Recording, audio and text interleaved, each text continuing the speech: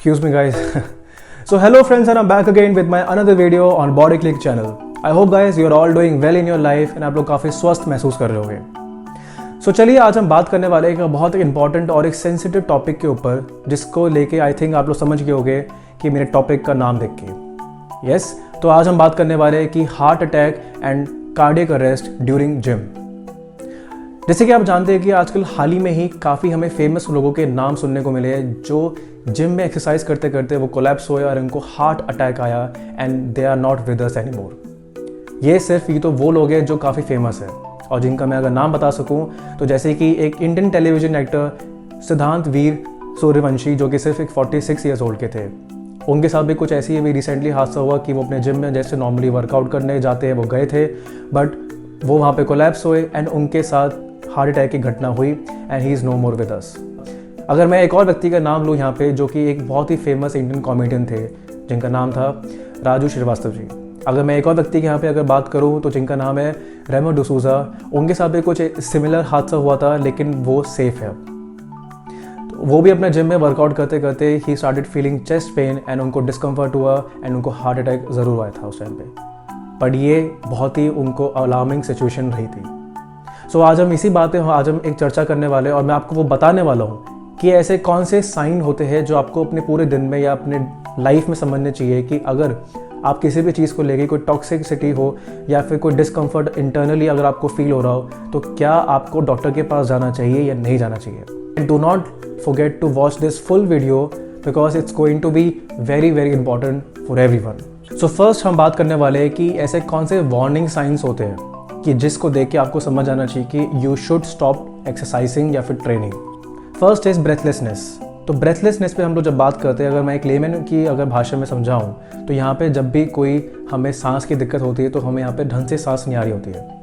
For example कि छोटे छोटे एक्टिविटीज़ को करने में हमारी सांस यहाँ पे फूल जाती है, उसे बोलते हैं ब्रेथलेसनेस. या कि हमें यहाँ पे ज़ोर से या फिर किसी एक ऐसे एनवायरनमेंट में हमें वापस आना पड़ता है कि जहाँ पे हमें ढंग से प्रॉपरली सांस आ सके. नाउ फॉर एग्जांपल सबसे ईजीएस्ट एग्जांपल अगर मैं आपको यहाँ पे बताऊँ कि जब भी अगर आप लोग कोई सेटलमेंट यानी कि अगर आप लोग बहुत ही आराम से बैठे होते हो, सडनली आपको एकदम से रियलाइज़ हुआ कि मुझे वो चीज़ उठानी है किसी एक जगह से लेकर दूसरी जगह तक. और दूसरी चीज़ ये कि अगर आप लोग कभी स्टेयर्स क्लाइंब करते हो, उस टाइम पे सबसे ज़्यादा ये इंपॉर्टेंट होता है कि आप अपने ब्रेथ पे फोकस या फिर अपने ब्रेथ पे ध्यान दे सको कि क्या मुझे इतनी सी या इतना आसान वाली चीज़ को करने में भी क्या मुझे ब्रेथलेसनेस फील होनी चाहिए या नहीं होनी चाहिए. तो यही आपको ऐसे छोटे छोटे साइन को समझने के आपको डॉक्टर के पास उसी समय तो नहीं, बट आप डेफिनेटली उस चीज़ का ध्यान देते हुए कंसर्न होते हुए आप डॉक्टर के पास जाइए एंड कंसल्ट करिए. तो सेकंड नंबर पे हम बात करेंगे मोर देन यूजुअल फटीगनेस. कि आप लोगों को अगर फटीगनेस की हम जब बात यहाँ पे करते हैं तो हमें लगता है कि फटीग यहाँ पे बात कर रही है कि जिसमें हमें बिल्कुल भी मोटिवेशन नहीं मिल पा रहा है, एनर्जी हमको ढंग से फील नहीं हो रही है, कि कुछ भी काम करने का हमारा मन नहीं कर रहा, हम बिल्कुल बस लेटे हुए हैं और हमें कुछ भी ऐसे मतलब एक तरीके से एक होता है ना कि एक करिश्मा नहीं आ रहा, एक किसी भी चीज़ को करने की हमें इच्छा अनुसार यहाँ पे बात करने को समझ में नहीं आ रही कि मैं क्या करूँ क्या नहीं करूँ मैं. अब इस चीज़ को लेके भी आप अगर मैंने यहाँ पे बात करी है मोर देन यूजुअल, यानी कि कभी कभी तो चलता है, कभी कभी आपके साथ ऐसा होता है, एपिसोड्स आपको ऐसे आते हैं, लेकिन अगर कंटिन्यूसली अगर ये चीज़ हो रही है तो then it's a concern and आप लोगों को डेफिनेटली डॉक्टर के पास जाके इस चीज़ का कंसल्टेंसी आपको लेनी चाहिए. और क्यों मैं बार बार यहाँ पे बात कर रहा हूँ डॉक्टर, वो इसलिए जो अथॉरिटाइजेशन या जो अथॉरिटी आपके यहाँ पे डॉक्टर के पास होती है आपको बताने के लिए, आपको डायग्नोस करने के लिए, आपको किसी भी चीज़ का आपको मेन इंटरनली कुछ कंसल्ट करने के लिए, वो से एक डॉक्टर ही कर सकता है. मैं एक एज अ फिटनेस कोच होकर भी या कोई भी एक मेडिकल टर्म में कोई जो कि डॉक्टर नहीं है, अगर आप उसके पास जाते हैं तो ये अथॉरिटी उसके पास नहीं होती है. इसलिए इवन मैं खुद एक फील्ड में होके भी मैं रिकमेंड नहीं करता कि आप मेरे पास आइए, मैं आपको फ्री फंड का आपको वो ज्ञान दूंगा जिस चीज़ की अथॉरिटी नहीं है. आई एम रियली सॉरी, मैं आपको रास्ता दिखा सकता हूँ कि आप ये नहीं तो आप ये ज़रूर करिए सो दैट कि आप कम से कम थोड़ा सा फील बेटर करोगे. Second will be direct condition. आप जाइए डॉक्टर के पास, उनसे कंसल्टेंसी लीजिए एंड बात वहीं पे ख़त्म. सेफ साइड हमेशा वो आपका वही रहता है और बिना किसी आपको थर्ड पार्टी या फिर किसी फोर्थ पार्टी के पास जाने से अच्छा है कि आप पहले ही मेन एक प्राइमरी बंदे के पास जाके अपना काम करिए. थर्ड नंबर पे हम बात करेंगे डिजीनेस की.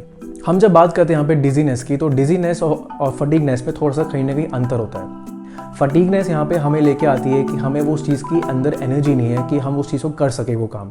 कि अगर मैंने आपको ये बात बोली है कि आप बस इस जगह से उठ के वहाँ जाइए और थोड़ा सा वो कुछ सफाई करके या फिर कुछ काम करके वापस आइए, इस चीज़ को लेके आपको काफ़ी वो एक लैक ऑफ एनर्जी फील करेंगे या फिर एक जिस तरीके से होता है ना कि मोटिवेशन नहीं आ रहा। लेकिन डिजीनेस में क्या होता है कि आपका लाइट हेड होता है, माइंड होता है, यानी कि काफ़ी चक्कर या फिर आपको काफ़ी स्लीपीनेस और एक तरीके से आपको ऐसा लगेगा कि मैं बस अभी गिरने वाला हूँ। और जो कि यूजुअली हमारे साथ होता भी है, जब हम बहुत देर से हम अगर बैठे होते हैं, हम खड़े और हम एकदम से खड़े होते हैं एंड देन सडनली लाइफ हमारी यहाँ से वहाँ हो जाती है कि एकदम से मुझे चक्कर क्यों आ रहे हैं। बट एक वो अलग चीज़ होती है। लेकिन अगर यही चीज़ अगर आपको कुछ ज़्यादा ही परसेंटेज में हो रही है या फिर कुछ ज़्यादा कंटिन्यूसली वे में हो रही है, there is a sign that you should go and check to the doctor. Fourth and the last number पे आके बात आती है लाइट हेडेडनेस। लाइट हेडेडनेस की अगर मैं बात करूँ तो ये it's almost similar to dizziness या फिर आके फटीगनेस तो नहीं बोलूँगा, बट लेकिन डिजीनेस से काफ़ी आकर मैच करेगा। लाइट हेडेडनेस में आपको काफ़ी नौशिया या काफ़ी आपको अंदर से इच्छा कुछ भी पता ऐसा लगेगा कि आपके बस पेट में कुछ ना कुछ हो जा रहा है, बल्कि वो पेट में नहीं, वो एक्चुअली आपके दिमाग में वो डिजीनेस या फिर आपके अंदर वो लाइट हेडेडनेस आपको फील होती है, जहाँ पे आप बिल्कुल कंफ्यूज हो जाते हो कि ये मुझे बहुत ही मतलब अनवांटेडली मुझे ये चीज़ महसूस हो रही है, जो कि एक डिस्कम्फर्ट, इसको मैं यहाँ पे अगर मैं यहाँ पे बात करूँ तो एक बहुत ही रूम खुला हुआ है, पूरा चारों तरफ से ओपन है, लेकिन वहाँ पे भी अगर आपको वो डिजीनेस या फिर लाइट हेडेडनेस अगर आपको ऐसे कोई चीज़ महसूस हो रही है, देन इट्स अ साइन कि आपको इंटरनली कुछ ना कुछ आपको यहाँ पे प्रॉब्लम क्रिएट हो रही है। अब अगर मैं लेमन की भाषा में अगर बात करूँ तो हाँ, मुझे गैस हो रही है, तो ये गैस वाली बात भी होती है। बट स्टिल जहाँ पे मैंने आपको बात जो अभी मेंशन करी है कि यही चीज़ अगर आपको थोड़ा सा कहीं ना कहीं ज़्यादा से ज़्यादा मात्रा में हो रही है, अब इसका मैं मात्रा अगर मैं आपको बताऊँ तो इट्स नॉट ऑलवेज कि मोर देन 1 वीक या मोर देन अ मंथ, इतनी देर भी आपको नहीं करनी चाहिए। अगर आपको हफ्ते के अंदर अगर आपको ये सब चीज़ें अगर आपको महसूस हो रही है लगातार, इट्स अ साइन कि आपको डॉक्टर के पास जाना चाहिए and then you should consult a doctor. That's it. हम जब भी यहाँ पे बात करते हैं फिटनेस की या एक्सरसाइज करने की या फिर किसी भी फिजिकल एक्टिविटी को इन्वॉल्व करने की अपनी लाइफ में, yes we are so highly motivated और हम इस चीज़ को लेके चलते हैं कि ये तो बस अब फिजिकल एक्टिविटी मुझे करना ही करना है और इस चीज़ को लेके अगर मैंने अपनी लाइफ में एंट्री मारी तो मैं सब ठीक कर दूंगा या मैं सब खुशी से मैं करूँगा। लेकिन आप एक चीज़ को भूल जाते हो कि फिजिकल एक्टिविटी अभी अपने में एक ऐसी चीज़ है, एक ऐसा प्लेटफॉर्म या एक ऐसा एनवायरनमेंट आप ऐसे क्रिएट करते हो अपनी बॉडी के लिए, ये जहाँ पे अगर आपकी बेसिक्स या फिर अगर आप ऑलरेडी फिट नहीं है तो आई एम रियली सॉरी, वो भी आपके लिए जानलेवा हो सकता है। हम मानते हैं कि एक्सरसाइज करना या फिर कोई भी फिजिकल एक्टिविटी करना या किसी स्पोर्ट्स में इन्वॉल्व करना अपने आप को एक बहुत महान चीज़ है, जो कि बहुत होती भी है, और इसमें मैं ये मानता हूँ कि यही एक तरीका है जो अपने आप को प्रिवेंट करने का।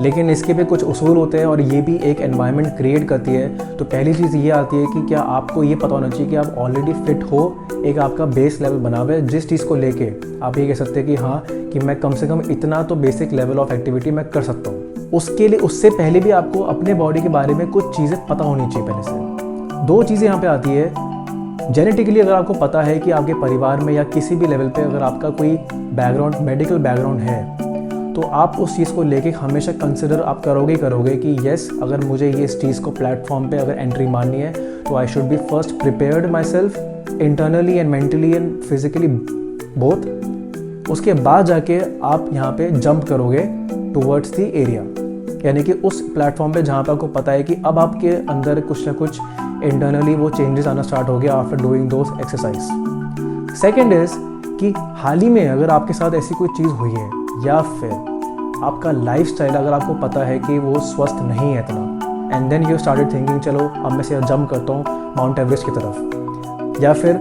कुछ इंसानों के लिए तो माउंट एवरेस्ट क्या, अगर मैं आपको यहाँ पे ये बोलूँ कि बस आप 5 बार वो सीढ़ियाँ नीचे से अगर आप ऊपर जाके और वापस ऊपर नीचे आइए, ये भी करना उनके लिए माउंट एवरेस्ट के बराबर होगा।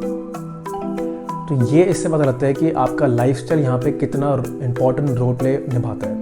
जेनेटिकली देखिए, जिनको हम यहाँ पे जब बात करते हैं तो उनके हम बारे में ज़्यादा कुछ नहीं बोल सकते, क्योंकि जो चीज़ अगर आपकी ऑलरेडी एक मेडिकली हिस्ट्री है तो yes we have to accept it. लेकिन जहाँ पे जो चीज़ हमारे ही हाथ में है, जो कि इसका नाम है लाइफस्टाइल, जिसको हम दिन भर पता नहीं कितनी बार यूज़ नहीं करते, तब भी हमारे से कुछ ना कुछ गलती हो जाती है और हम किसी ना किसी चीज़ का शिकार बन जाते हैं। अब हार्ट अटैक तो एक बहुत बड़ी चीज़ हो गई, जो कि सुनने में तो ऐसा लगता है कि यस कि किसी टाइम पे किसी और रीज़न से हमें सुनने को मिलता था कि आज एक इंसान की मौत हुई सिर्फ हार्ट अटैक से, वो भी इतनी उम्र का था।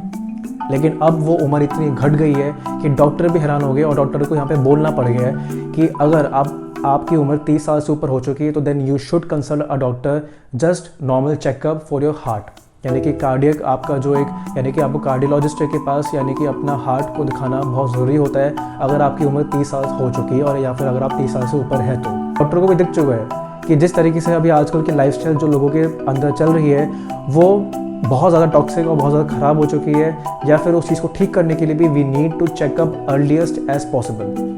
तो चलिए अब मैं आपको बात बताऊंगा कि ऐसे कौन से प्रिवेंटेबल चीज़ आपको करनी चाहिए अपने आप को बचाव के लिए कि जितना जल्दी हो सके आप अगर उस राह पे ना जाओ और किसी सही राह पे जाके अगर अपने आप को बचा लो तो वो कितनी अच्छी बात और कितनी अच्छी चीज़ हो सकती है। और जहाँ पे आपको पता लग चुका है कि जो वार्निंग साइन आपको क्या क्या अवेयर आपको होना चाहिए उस चीज़ को लेके कि yes that these are the warning sign that you should be aware about it और you should make people also aware about it. तो पहला पॉइंट यहाँ पे आता है कि जब भी आप अगर ये सोचते हैं कि आपको वर्कआउट या कोई भी फिजिकल एक्टिविटी स्टार्ट कर रहे हो, चाहे वो ईजिएस्ट से ईजिएस्ट थिंग ही क्यों ना हो। दोस्त हम आपस में हम लोग बात करते हैं कि चल हम रेस करते हैं बैठे बैठे और देखते हैं कौन जीतता है। इवन ये भी बहुत खतरनाक बन सकता है। अब कैसे? आपकी बॉडी एक बहुत ही रेस्ट मोड पे बैठी है। अब कुछ टाइम के लिए अगर मैं बात करूँ तो यहाँ पे कुछ रेस्टिंग पीरियड होता है 5 मिनट 10 मिनट या फिर 1 घंटा 2 घंटे या बहुत दिनों से आपने कोई एक्टिविटी नहीं करी, और कुछ लोगों के लिए तो साल भर से ऊपर का टाइम होता है जिस टाइम पर उन्होंने कोई फिजिकल एक्टिविटी नहीं करी है या उस इंटेंसिटी के साथ उन्होंने एक्टिविटी नहीं करी है जिस इंटेंसिटी के साथ अब वो जंप करने वाले हैं। तो कोई भी ऐसी चीज़ को शुरुआत करने से पहले make sure that your body is ready. आपने वार्म अप ढंग से करा है। ये बात अगर मैं अपने पर्सनल एक्सपीरियंस से बताऊं तो मेरे क्लाइंट्स जब मेरे से पूछते हैं तो क्या हम सीधा वर्कआउट स्टार्ट नहीं कर सकते क्या, मैं बोलता नहीं, हम नहीं कर सकते। अगर करोगे तो आपको जो इंजीरियस जो आपको चीज़ें हो सकती है डेफिनेटली वो आपको हार्म करेगी। और पहली बारी में जब मुझे लगता है कि जब वो चीज़ नहीं समझ पा रहे या जब वो खुद ऐसी गलती कर देते हैं देन उसके बाद वो मेरे पास आते हैं कि मेरे को मसल इंजरी हो गई है या फिर मेरी बहुत ज़्यादा सांस फूलने लग गई है या मुझे बहुत चक्कर आ रही है या ये सब चीज़ें हो रही है। तो मैं शांति से उनको ये बोलता हूँ आपको मेरी बात मान लेनी चाहिए थी, और जिनको नहीं पता है तो अब जान लो, अब और कितना वेट कर रहे हो आप लोग। और ये बात मैं सिर्फ वर्कआउट जिम इन सब चीज़ों को लेके नहीं बोल रहा हूँ, ये तो है ही है। वर्कआउट से पहले वार्म अप करना, वार्म अप का यहाँ पे मतलब होता है कि जिस तरीके से आपको अपनी बॉडी को पहले गर्म करना होता है, उसको हीट करना होता है। हार्ट को पहले थोड़ी सी हैबिट लेके आओ कि यार ये अब मैं लोड उठाने वाला हूँ तो क्या मैं उस चीज़ के लिए रेडी हूँ। तो यार आंखें बंद करके आपने उठाया और वहीं पे कोलैप्स। ये चीज़ को बचाने के लिए ये सब आपके हाथ में होता है। अब अगर आपको पता है कि अब आप उस एनवायरनमेंट में जाके आपने बॉडी को वार्म कर लिया है, सेकेंड चीज़ इस मेन वर्कआउट पे ध्यान देके एक्टिवेट करना उस मसल ग्रुप को या उस चीज़ को कि जहाँ पे आपको पता है कि यहाँ पे मैं बहुत अपने आप को हार्म देने वाला हूँ, लेकिन I need to be prepare myself. चाहे वो सिंपल वॉकिंग क्यों ना हो, मैं बोलता हूँ कि वॉकिंग से भी पहले आपको कम से कम 10 मिनट तक कम से कम अपनी फुल बॉडी वार्म अप करनी चाहिए। और उसके एक्सरसाइज के लिए मैं जल्द से जल्द एक वीडियो बनाने वाला हूँ, और जब तक मेरा हाथ ठीक नहीं होगा तब तक मैं कुछ नहीं कर सकता, बट मैं ज़रूर आपके लिए वो वीडियोस भी लेके आऊँगा। एक होता है कि आपने वार्म अप करा उसके बाद आपने कोई चीज़ स्टार्ट करी, और एक होता है जिसमें आपने वार्म अप नहीं करा और सडनली आपने स्टार्ट कर दिया। आप ये खुद करके देखोगे तो आई बिलीव कि आपको लगेगा कि यार क्या ही इस पर डिफरेंस पता लगेगा। लेकिन let me tell you one thing, there is a big difference. और उसके बाद भी बात यहाँ पे ख़त्म नहीं होती है। वर्कआउट के बाद भी कहते हैं कि कूल डाउन करना सबसे इंपॉर्टेंट ज़रूरी चीज़ होती है, यानी कि शुरुआत और एक एंड।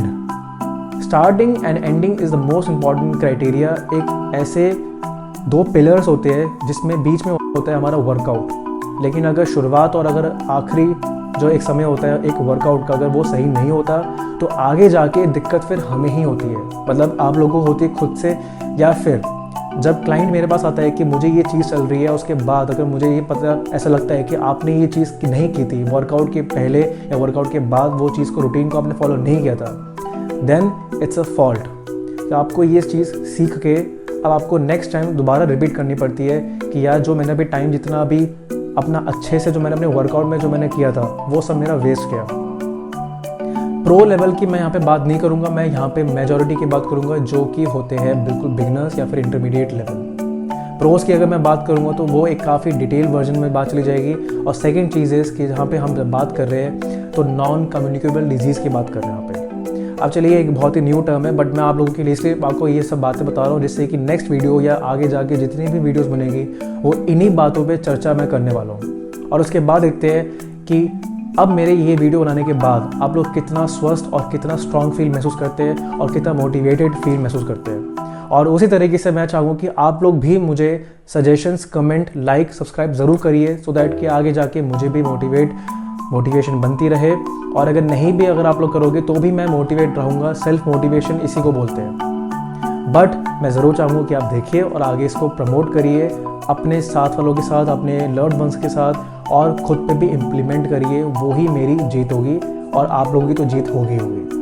सो इसी बात पे आज हम ये वीडियो ख़त्म करते हैं और नेक्स्ट वीडियो की शुरुआत करते हैं जो कि मैं बहुत जल्द से जल्द लेके आऊँगा। सो चलिए इसी बात पे thank you so much and don't forget to like and subscribe my body click channel. Bye.